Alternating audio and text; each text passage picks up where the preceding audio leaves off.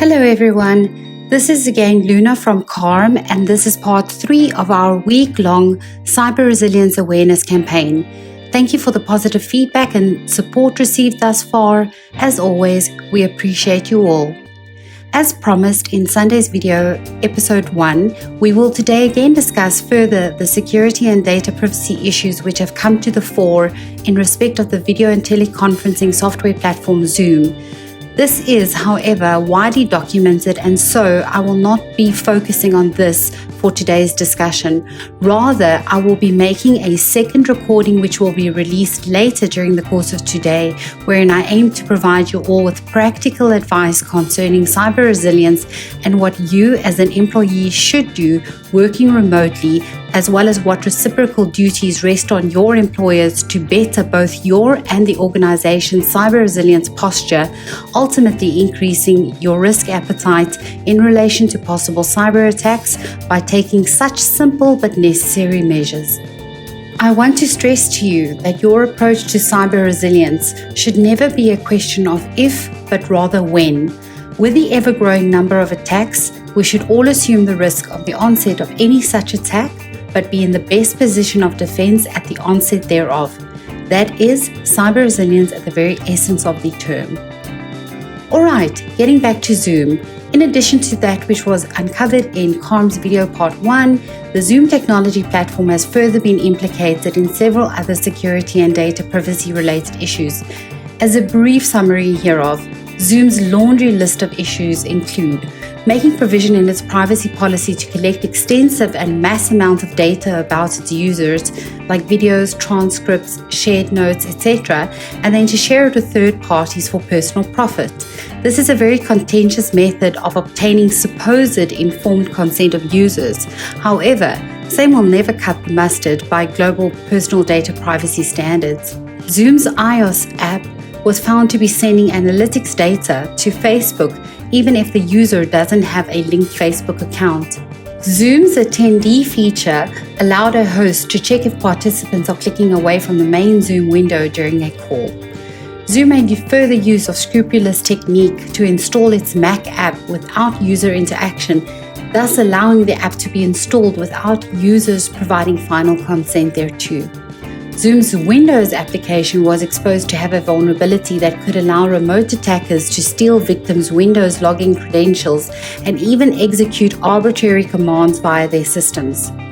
Zoom is leaking thousands of users' email addresses and photos and letting strangers try to initiate calls with each other.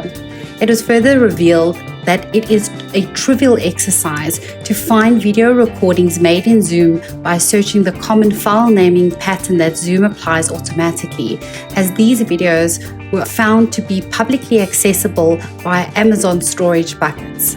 A tool by the name of ZWarDial that searches for open Zoom meeting IDs can find approximately 100 meetings per hour that aren't protected by any passwords. Zoom's claims that it uses end-to-end encryption to secure communications were proven to be misleading. The company stated that all sorts of user content, including video, audio, screen sharing, and chats, is encrypted at the client side and is never decrypted until it reaches the other receivers. But if one of the value-add services, such as the cloud recording or dial-in telephony services, is enabled, Zoom has access to the decryption keys which it currently maintains in the cloud.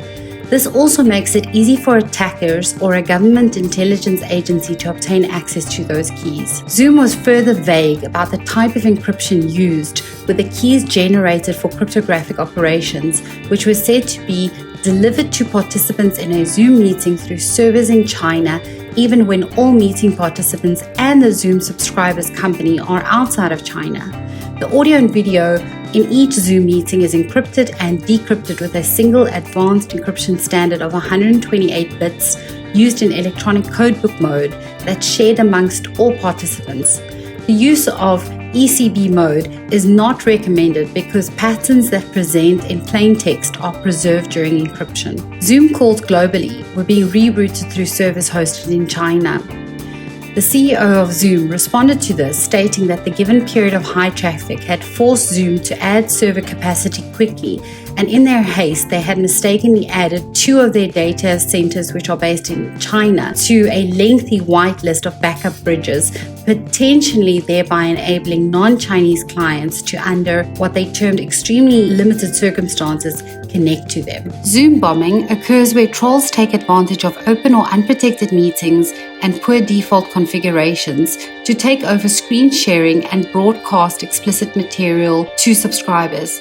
The FBI had issued a warning urging users to adjust their settings to avoid the hijacking of video calls. Effective as of the 4th of April 2020, Zoom began enabling the waiting room feature, which allows the host to control when a participant joins a meeting and requiring users to enter a meeting password to prevent rampant abuse. So, if you're worried about being Zoom bombed, set a meeting password and lock a meeting once everyone who needs to join the meeting has in fact joined. Many Zoom users, necessarily alarmed hereby, are asking the question, should you use Zoom or not? To give credit where it's due, Zoom largely responded to these disclosures swiftly and transparently, and it has already patched a number of issues highlighted by the security community. The most important takeaway for regular users is to simply think carefully about their security and privacy needs for each call they make. Zoom's security is likely sufficient if it's just for casual conversations or to hold social events and organize lectures. For everything else that requires sharing sensitive information, there are more secure options on the market, and these should be utilized instead. Thank you for tuning in on our update concerning Zoom. Please stay tuned for part 2, which will be released later today.